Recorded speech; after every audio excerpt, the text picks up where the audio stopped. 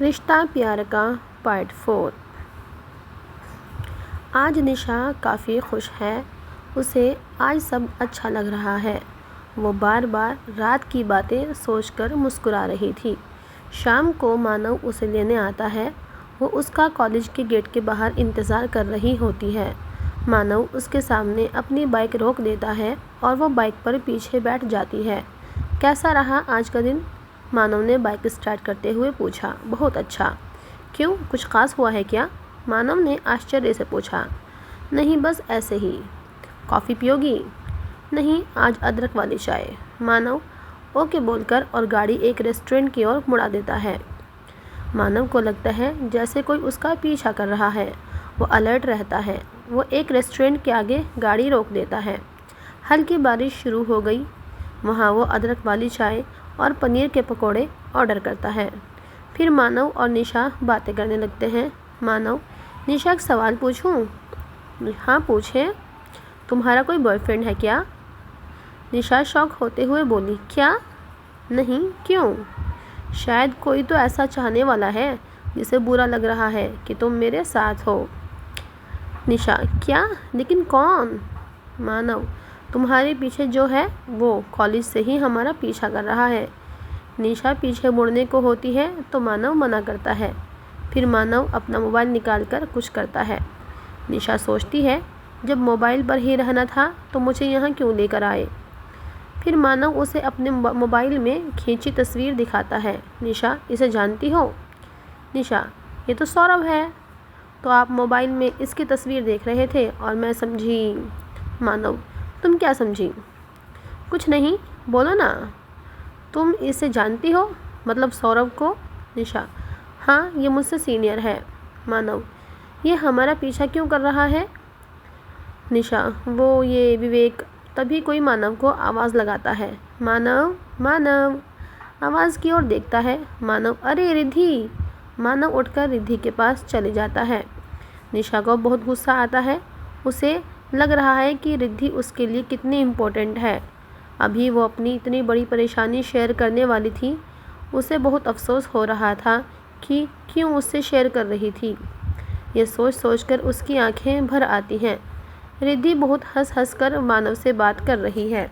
वो दोनों एक दूसरे को हग कर रहे हैं। वो दोनों एक साथ बहुत खुश दिखाई दे रहे थे। निशा की आंखों से आंसू निकलकर उसके गालों पर लुढ़क रहे थे। मानव रिद्धि को अपने टेबल पर इनवाइट करता है। मानव और रिद्धि को अपनी ओर आते देख निशा सर घुमाकर जल्दी से अपने आंसुओं को पोंछ लेती है। मानव और रिद्धि आकर निशा को ज्वाइन करते हैं। मानव बैठकर एक और चाय और एक प्लेट पनीर पकोड़ा ऑर्डर करता है। रिद्धि, अरे नहीं मानव, मैं ये सब नहीं लूँगी। तुम मेरे लिए एक ब्लैक कॉफ़ी ले आओ, वेटर को कहती है। फिर मानव रिद्धि और निशा का ऑफिशियल इंट्रोडक्शन करवाता है। मानव, रिद्धि, ये निशा है, हमारे पड़ोस में रहती है, पूजा की अच्छी दोस्त है। और निशा, ये मेरी स्पेशल फ्रेंड रिद्धि है। ये तो तुम जानती ही हो। रिद्धि, हाय निशा। निशा, हेलो। उसके बाद रिद्धि और मानव बातें करते हैं और निशा चुपचाप चाय पकौड़ा खा रही होती है। ये सब सौरभ देख रहा होता है। वो निश्चित होकर वहाँ से चला जाता है। थोड़ी देर बाद मानव भी बिल मंगाता है और रिद्धि को बाय बोलते हुए उसे हल्के से हग करता है और रिद्धि उसके गाल पर बिना छुए किस करती है। उसके बाद निशा और मानव निकल जाते हैं। पूरे रास्ते निशा चुप ही रहती है। मानव कुछ पूछता है तो हाँ हूँ में जवाब देती है। लौटते हुए अंधेरा हो गया। मानव निशा को उसके घर छोड़ देता है। फिर उसे बाय कहकर अपने घर की ओर बाइक घुमा लेता है। उसे लगता है कि निशा ने उसके बाय का जवाब नहीं दिया और घर के अंदर चली गई। उसे ये भी महसूस होता है कि पूरे रास्ते निशा गुमसुम थी। उसे एहसास हो जाता है रिद्धि का उन्हें ज्वाइन करना शायद निशा को पसंद नहीं आया। मानव भी अपने घर चला जाता है। इधर निशा बाथरूम में जाकर शावर चलाकर खूब रोती है। फिर उसे लगता है कि उसे इतना बुरा क्यों लग रहा है। वो कपड़े बदल कर जैसे ही वो सोने के लिए बेड पर लेटती है, डोरबेल बजती है। निशा गेट नहीं खोलती। मानव का कॉल आता है कि वो दरवाजे पर खड़ा है। वो गेट खोले। निशा गेट खोलती है। मानव, यार वो स्पेशल फ्रेंड रिद्धि के चक्कर में तो मैं भूखा ही रह गया, बहुत ज़ोरों से भूख लगी है। निशा, तो आपको तो खाना बनाना आता है, बना लीजिए। मानव, अंदर तो आने दो। निशा दरवाज़ा छोड़ देती है। अगर आंटी होती तो मुझे भूखा नहीं जाने देती। कुर्सी को उसकी तरफ उल्टा घुमाकर बैठते हुए बोलता है। हाँ, पर मम्मी नहीं है, निशा बोलती है। तो तुम तो हो, कैसी बेटी हो तुम, आंटी के तो गुण ही नहीं है तुम में। निशा बिना कुछ बोले गेट बंद करके किचन में चली जाती है। मानव उसके पीछे पीछे किचन में जाता है। वो एक सेब उठाकर स्लेब पर बैठकर खाने लगता है। मानव, वैसे क्या बना रही हो? निशा, सैंडविच। मानव, डिनर में सैंडविच? निशा, हाँ, क्योंकि मेरा पेट भरा हुआ है और मुझे कुछ हल्का ही खाना है। पर यार मुझे तो बहुत भूख लगी है। निशा उसका फ़ोन जो कि स्लेब पर पड़ा था उसमें से जो एक ऐप निकाल देती है और कहती है ऑर्डर कर लीजिए अपना मनपसंद खाना। मानव, ओके, कोई नहीं, एक एप्पल से मेरा पेट भर गया, मैं भी सैंडविच ही खा लूँगा। निशा सैंडविच बनाने लगती है। उसे बहुत रोना आ रहा होता है। मानव स्लेब से उतरकर उसके पास आता है और उसका हाथ पकड़कर अपनी ओर घुमाता है। मानव, हे निशा, क्या हुआ, गुस्सा क्यों हो, तुम रो रही हो क्या? निशा, नहीं, मैं नहीं रो रही हूँ, मैं क्यों रोऊंगी? मानव, आई एम सॉरी, मैं तब तुम्हें इग्नोर नहीं कर रहा था। वो दरअसल बात यह है कि वो जो लड़का सौरभ हमारा पीछा कर रहा था ना, वो हम पर नज़रें रखे हुए था। मुझे लगा कहीं तुम कोई मुसीबत में ना फंस जाओ, क्योंकि वो तुम्हारे कॉलेज का था, इसलिए मैं तुम्हें इग्नोर करने का नाटक कर रहा था। मुझे माफ़ कर दो अगर तुम्हें बुरा लगा हो तो।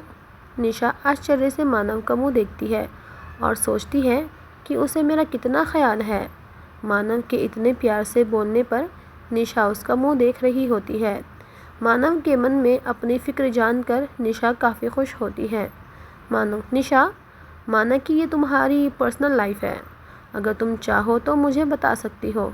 वहाँ रेस्टोरेंट में तुम मुझे कुछ बता रही थी पर वहाँ रिद्धि आ गई और निशा, और आप वहाँ से चले गए। मानव, आई एम रियली सॉरी यार। निशा, इट्स ओके। मानव, तो बताओ। निशा मानव को सारी बात बताती है कि विवेक कैसे उसे तंग कर रहा है। वो बताती है कि जब आंटी अंकल की एनिवर्सरी की शॉपिंग के लिए वो और कीर्ति मॉल में थे तो वहाँ भी विवेक आया था और उसने उसे परेशान किया था। पूजा को ये बातें इसलिए पता नहीं चली क्योंकि वो ट्रायल रूम में थी। तभी ये सब बताकर वो रोने लगती है। मानव उसे चुप कराते हुए कहता है, निशा, विवेक की हिम्मत तुम्हारा डर है।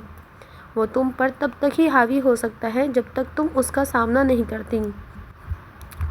कोई हर वक्त तुम्हारे साथ नहीं रह सकता, तुम्हें खुद अपनी प्रॉब्लम को सॉल्व करना होगा।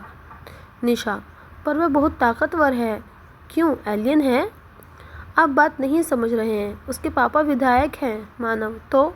निशा, हम उससे कैसे पंगा ले सकते हैं? मानव, ओके, तो तुम शायद विवेक को पसंद करती हो। निशा, छी, हाउ इनसेंसिटिव यू आर। मानव, इसमें इनसेंसिटिव जैसा क्या है? तुम विवेक को पसंद नहीं करती हो, फिर उसे क्यों झेल रही हो, बताओ। तुम्हें क्या लग रहा है कोई हीरो आएगा और तुम्हारे लिए विवेक से फाइट करेगा? बोलो, अगर तुम्हें ऐसा रियली में लग रहा है तो वेट करो। निशा की आंखों से आंसू निकलने लगते हैं। वो मानव के बारे में क्या सोच रही थी और यहाँ क्या हो रहा है? निशा रोते हुए काफ़ी गुस्से में, मैंने आपसे मदद नहीं मांगी थी, आप ही ज़िद कर रहे थे बताने को, ठीक है, ये मेरी प्रॉब्लम है, मैं खुद सॉल्व कर लूँगी। मानव, तुम में इतनी हिम्मत नहीं है, तुम अपने हीरो का वेट करो। फिर मानव का मोबाइल बजता है। वो फ़ोन उठाते हुए निशा के घर से बाहर निकलता है। हाय रिद्धि, क्या चल रहा है? Okay okay, we will definitely come, don't worry. जैसे ही वो निशा के घर से बाहर निकलता है, निशा ज़ोर से दरवाज़ा बंद कर लेती है। निशा अपने कमरे में जाकर खूब रोती है। मैंने कौन सा हेल्प मांगा था? कितने गलत एलिवेशन लगा रहा था। समझता क्या है खुद को? होता कौन है मुझे जज करने वाला? और रोने लगती है। मानव, शायद आपको मैं चाहने लगी हूँ, पर नहीं, रिद्धि ही आपके लिए सही है। वो रोते रोते सो जाती है। अगले दिन निशा नहाकर बालकनी में अपने कपड़े सुखाने आती है। तो मानव के रूम की खिड़की बंद होती है। जब निशा तैयार होकर नीचे आती है तो मानव की बाइक भी नहीं होती। निशा को लगता है कि वो रिद्धि से मिलने गया है, क्योंकि कल तो उसी का कॉल आया था। उसे अपने आप पर, रिद्धि पर और मानव पर, सब पर काफ़ी गुस्सा आ रहा था। जब कॉलेज पहुंचती है तो उसके सामने ही विवेक और उसके दोस्त मिलते हैं। वो सीधे उनके पास पहुंचती है। निशा विवेक को उंगली दिखाते हुए बोलती है, तुम अपने आप को समझते क्या हो? मेरे पीछे अपने चमचों को जासूसी करने के लिए भेजते हो? तुम क्या समझते हो कि तुम बहुत पावरफुल हो? अगर आइंदा मुझे परेशान करने की कोशिश भी की ना तो प्रिंसिपल के बाद मैं तुम्हारे घर जाकर तुम्हारे पापा से शिकायत करूँगी, कहकर जाने लगती है। विवेक और उसके दोस्त एक दूसरे का मुंह देखते हैं। निशा उल्टे पांव फिर उनके पास लौटकर आती है और विवेक को उंगली दिखाते हुए बोलती है, डोंट यू डेयर, मुझे कमज़ोर मत समझना, अंडरस्टैंड? उसके बाद वो चली जाती है। अगर जाकर वो लंबी लंबी सांसें लेती है और सोचती है कैसे विवेक को उसने इतना कुछ बोल दिया। अपनी आंखें बंद करके एक पेड़ पर अपना सर टेक कर खड़ी हो जाती है। वाह यार, तुम तो वाकई में झांसी की रानी हो, किसी ने कहा। वो हड़बड़ाकर आंखें खोलती है। वो मानव होता है जो उसके सामने खड़े होकर मुस्कुरा रहा होता है। निशा, आप यहाँ? उसे लगता है वो सपना देख रही है। वो अपनी आंखें बंद कर लेती है। मानव, अरे मैं सच में यहाँ हूँ। आप यहाँ क्यों आए? निशा आगे बढ़ते हुए बोलती है। मानव, बस तुम्हारी दादागिरी देखने। अब निशा समझ जाती है कि मानव ने रात में वो सब मुझ में हिम्मत लाने के लिए कहा था। वो खुश हो जाती है, पर अगले ही पल उसे रिद्धि वाली बात याद आ जाती है। फिर वो ये सोचती है कि उसकी चॉइस है, मैं उसे फोर्स नहीं कर सकती, और उसे देखकर मुस्कुराती है। मानव, अब चलो, मैंने रात से कुछ नहीं खाया। निशा, पर क्यों? मानव, तुमने घर से जो निकाल दिया। निशा, पर मेरी क्लास। मानव, प्रिंसिपल से छुट्टी ले ली है। निशा, क्या कह के? मानव, वो बाइक पर बैठने के बाद बताऊंगा, वरना तुम भड़क जाओगी। चलो अब। निशा मुस्कुराती हुई उसके साथ चली जाती है। वो एक अच्छे से रेस्टोरेंट में गाड़ी रोक देता है, जिसका माहौल बहुत ही रोमांटिक है। वो दोनों एक टेबल पर बैठने वाले होते हैं, तभी मानव निशा के लिए चेयर खींचता है। After you. निशा बैठ जाती है। वो मन में सोचती है, आज तो बड़ा मैनर्स फॉलो कर रहे हैं जनाब। फिर मानव बैठता है। मानव निशा को मेन्यू देखने के लिए बोलता है। मानव, आज तुम्हारी पसंद का खाना और पार्टी मेरी ओर से। निशा, पार्टी क्यों? मानव, तुमने अपने डर को जीत जो लिया। निशा खाना सेलेक्ट करती है। वेटर ऑर्डर लेने चला जाता है। निशा, अब बताइए। मानव, क्या? निशा, आपने प्रिंसिपल सर से क्या कहा? मानव, यही कि तुम्हारी दादी ICU में है, तुम्हें याद कर रही है। निशा, पर वो तो है ही नहीं। मानव, तो तुम कौन सा ICU में उन्हें देखने आई हो? निशा उसे देखकर मुस्कुरा देती है। अब वो लोग घर लौट आते हैं। मानव निशा को बताता है कि आज मम्मी लोग वैष्णो देवी से लौट रहे हैं। निशा सबके लिए खाना बनाती है और इसमें मानव उसकी थोड़ी मदद भी करता है। रात को सब लोग लौटते हैं। यात्रा काफ़ी अच्छी रही, सब काफ़ी थके हुए थे। निशा पूजा के घर जाकर बताती है कि उसने सबका डिनर तैयार कर लिया है, सब फ्रेश होकर आ जाएं। वो आंटी से पूछती है कि खाना यहीं ले आएगी या उनके यहाँ आएंगे। आंटी बोलती है, नहीं, तुमने इतने प्यार से खाना बनाया है तो वहीं आकर साथ मिलकर खाना खाएंगे। अब सब साथ मिलकर डिनर करते हैं। मानव निशा को देख रहा होता है और कुछ सोचकर मुस्कुराने लगता है। 2 दिन बाद मानव हॉस्टल चला जाता है। धीरे धीरे समय गुजरने लगता है। दिल्ली में रहकर भी मानव 2 महीने से घर नहीं आया। निशा की बेचैनी बढ़ रही है, पर उसे समझ नहीं आ रहा कि वो कैसे पता लगाए कि मानव कब आएगा। वो उसकी एक झलक पाने के लिए बेताब है। वो उसकी सारी पिछली बातें याद करती है। वो सोचती है कि मेरा तो नंबर भी है उसके पास, एक कॉल भी नहीं कर सकता। उसे लगता है कि शायद रिद्धि के साथ बिजी होगा। वो ये सोच कर परेशान होती रहती है कि उसके साथ बिताए गए पल उसके लिए कोई अहमियत नहीं रखते। वो काफ़ी परेशान रहती है। एक दिन वो हिम्मत करके पूजा से पूछती है, मानव का कॉलेज तो ख़त्म होने वाला था ना? निशा पूजा से पूछती है। ख़त्म होने वाला था। नहीं दीदी, ख़त्म हो चुका है। फिर भी हॉस्टल में रहते हैं। दोस्तों से इतना प्यार है क्या? निशा को जेलसी होती है। पूजा, अरे नहीं दी, वो तो अच्छा बाद में बताऊंगी। निशा, अरे बोल तो। पूजा वहाँ से चली जाती है। एक हफ्ते बाद निशा कॉलेज से आती है तो देखती है आंटी मिठाई का डिब्बा लेकर उसके घर आई हुई हैं। आंटी और मम्मी बहुत खुश हैं। निशा आकर आंटी को प्रणाम कर वहीं बैठ जाती है। आंटी, निशा ले तू भी मिठाई खा। निशा मिठाई लेते हुए खुशी का कारण पूछती है तो आंटी बताती हैं मानव का जॉब लग गया है और वो भी गवर्नमेंट इंजीनियर। वो एक टेक्निकल इंजीनियर बन गया है। अभी ट्रेनिंग के लिए बेंगलोर गया हुआ था। हमें भी कुछ नहीं बताया, अब बस पोस्टिंग बाकी है। निशा भी काफ़ी खुश है मानव के लिए। आंटी जी के जाने के बाद खाने की टेबल पर आज मम्मी पापा मानव की काफ़ी तारीफ़ कर रहे थे। उसे बहुत अच्छा लग रहा था।